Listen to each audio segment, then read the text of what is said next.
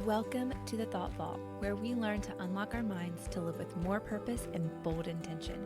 I'm your host, Emily Vermillion. Take a deep breath and let's get started. Hey, everybody, welcome to the Thought Vault today. We are going to talk about strengths. What are your strengths? Do you know what they are? Are you unsure what strengths you even have? We are going to dive into the subject because knowing your strengths can truly change your life, change where you're at, how you feel about where you're at right now in life, and where you're going, where you want to go, and really what to do next. If you know your strengths, a lot of that becomes a lot more clear.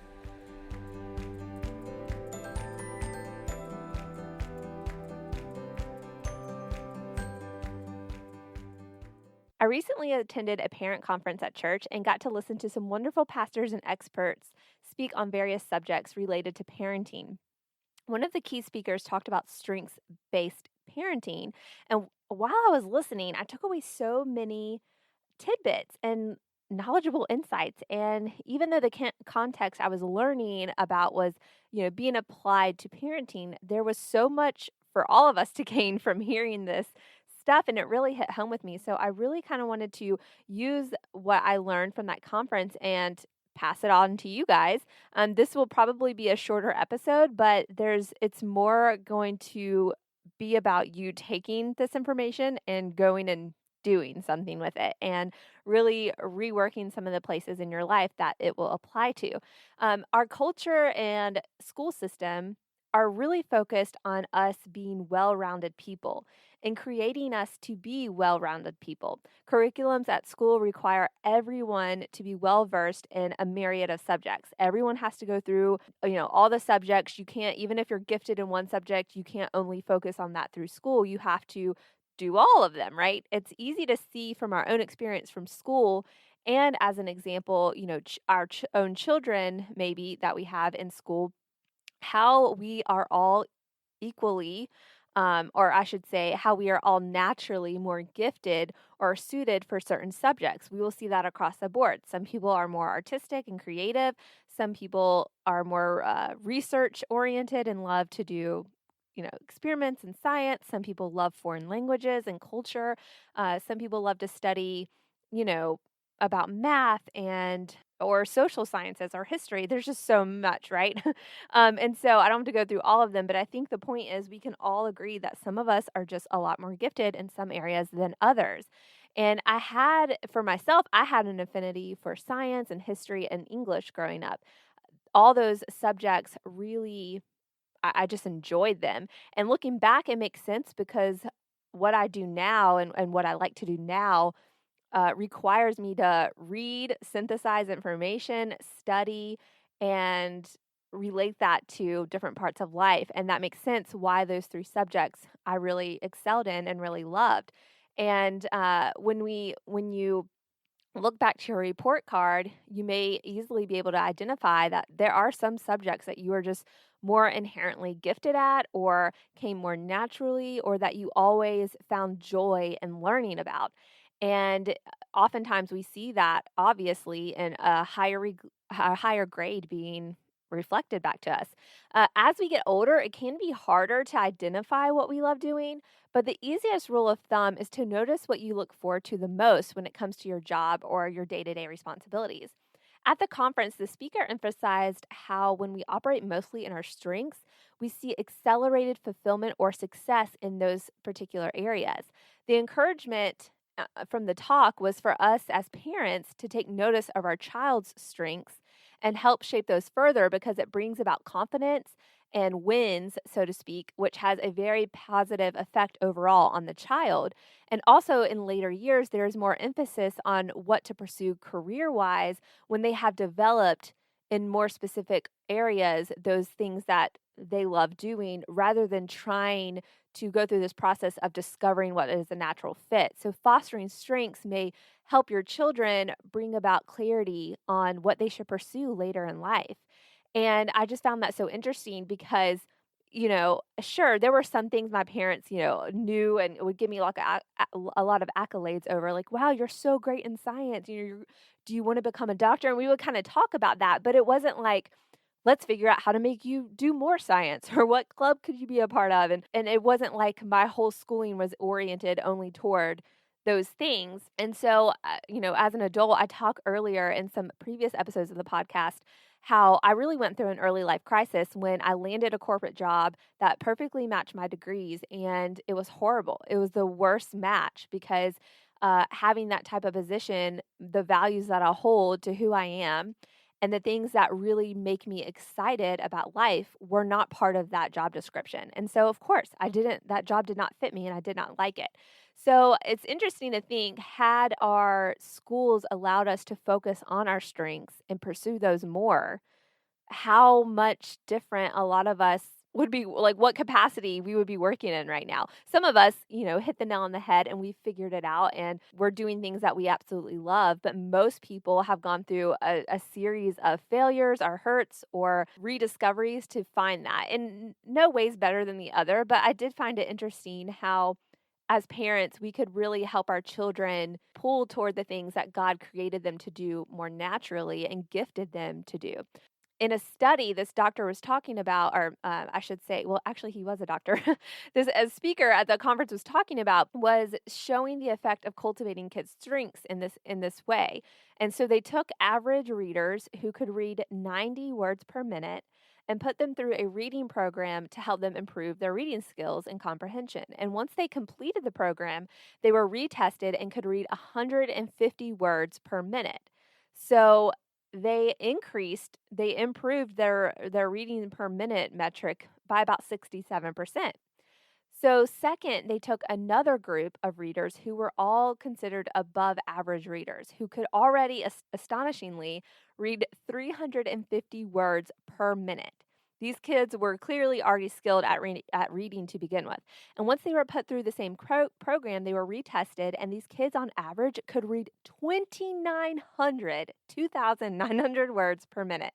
That blew my mind. Now, I read pretty fast, and there's no way I could read that much.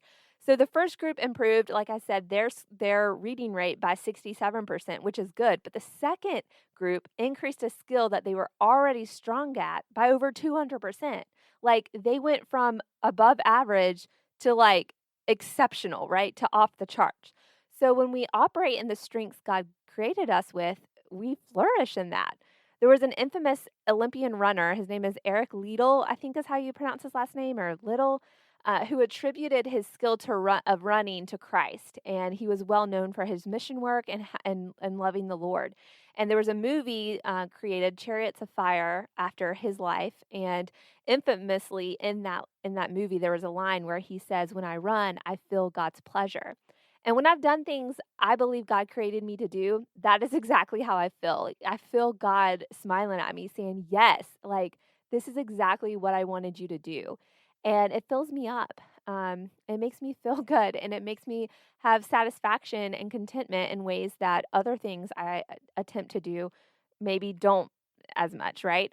It's so interesting to think about how if we give focus to our strengths, we can truly impact the world we live in such a myriad of ways. When someone is stepping up into their calling, so to speak, and we hear that often, but really it's just about when they're operating in a way that just feels natural to them or that they're just naturally skilled at, there's not much that can come up against it, right? Weaknesses shouldn't be ignored either, and we should be mindful of our weaknesses, but often the scales can be tipped toward our weaknesses, being an anchor or a focus to change and not our strength. So oftentimes we're looking at our weaknesses and trying to figure out how can we fix our weaknesses? How can we make these better? And we spend a lot of energy trying to make ourselves more well-rounded, where what this speaker was speaking to was, what if we focus on the strengths? Because naturally, when you are excelling at an arena in your life, it kind of flows through. It's just like how you hear about how can you take care of others when you don't take care of yourself. It's a flow through. And that I think that is what this was making me think about. It's like, wow, if I focused on my strengths and put energy into the things that I know I'm good at, how would that affect the rest of the picture? And so I want to encourage you guys to consider this. Like, what are your strengths? Are you playing more into your weaknesses? Are you trying to build up weaknesses in your life more than you are your strengths? And how would it change if you were to focus on on those strengths? Where would you see shifts? And when we are flourishing in the way like God created us to, how would that lift, the rest of our lives or help us to see things differently or in a more opportunistic way that we wouldn't otherwise be seeing just because we're so focused on trying to fix the bad parts of ourselves and not stepping into how God created us. We're all image bearers of Christ. And so we all have attributes to who we are that are able to improve so much around us and improve the people that are around us. That is what God came to do. Think about Jesus. Think about how many lives he impacted in his 33 years. And his whole orient of his life was to just step into the gift of teaching and speaking on God's word and being a disciple for Christ. And ultimately, when we are operating in our gifts, those things tend to happen. We tend to be that light of who Christ created us to be. We tend to disciple to others because it's undeniable when we're doing things that we're good at, the gift that God has given us in that. It's something to think about. And I think a new perspective for us trying to focus on what our goals are right now and what we want to achieve and where we're going with our lives. In Ephesians 2:10 it says, "For we are his workmanship, created in Christ Jesus for good works, which God prepared beforehand, that we should walk in them." Some of us have had a hard time identifying what we're good at, but we all have things that come to us more naturally that we are good at.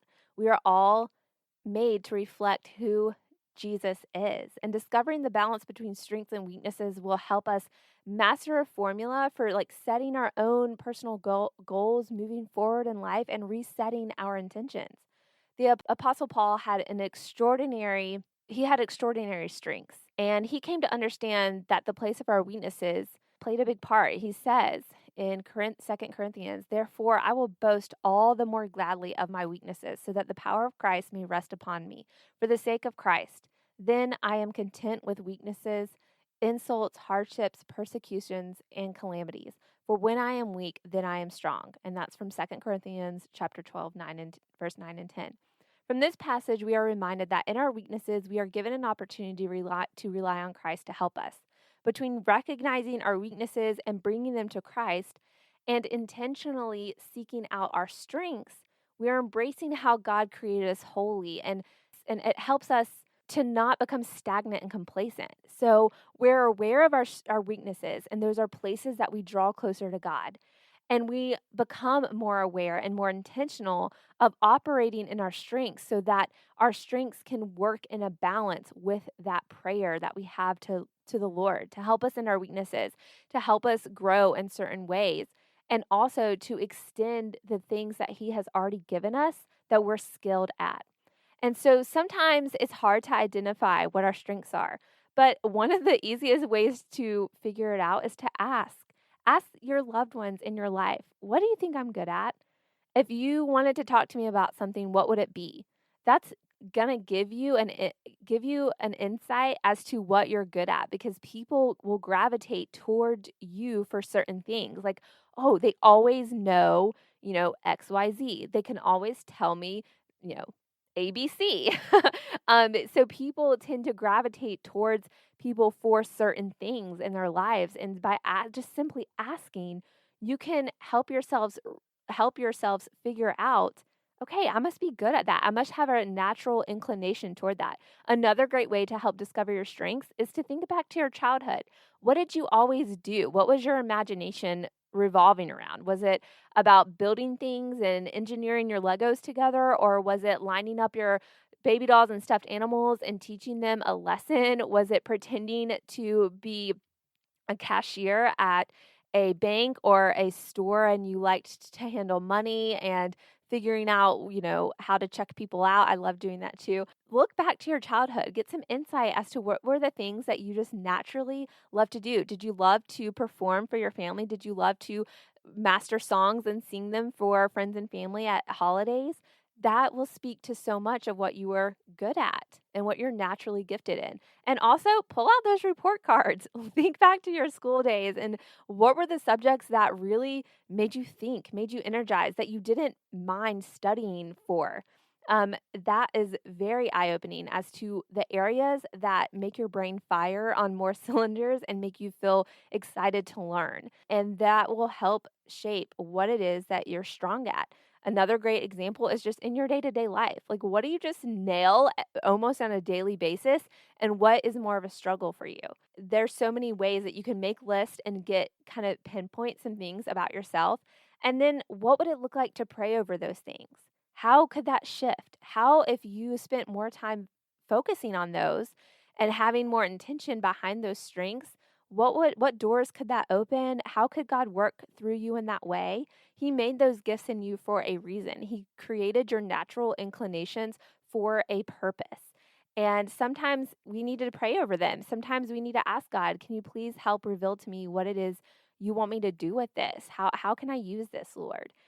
Offer it to Him. Offer it up to Him. Help me to use my strengths. I want to use this strength, Lord. And so I want to encourage you in that. This is a shorter episode, but really it's more about taking this information and applying it to your day-to-day life and think about, how can I operate more in my strengths, and what would happen in a year from now if I really was intentional about applying my strengths to my day-to-day life? It could change your job. It could change how you show up as a wife or a dad or a husband or a mom. It could change how you are showing up in your church. If you're really skilled at something and your church needs that, like, what doors could that open up for your community? There's so many different avenues you could apply this to, and that's basically my encouragement, guys. Think about this. What if we led our strengths-based life where we pray to God about our weaknesses and we hand our strengths over to the Lord to operate in our lives through us, and to see what that would look like to intentionally pursue the things that we're gifted at? So, if you haven't, make sure that you are in our Bold Insiders Facebook community. It's a private group where we just get to know each other more and fellowship and have more life coach training in there. And make sure you're subscribed to this show. And if you haven't, please leave a review, because that means so much to the algorithms and getting the show out there. And I am just so happy to have you listen to today's episode. So until next time, do not be conformed to this world, but be transformed by the renewing of your mind. Romans 12:2. Go live with bold intention, everyone. Bye for now.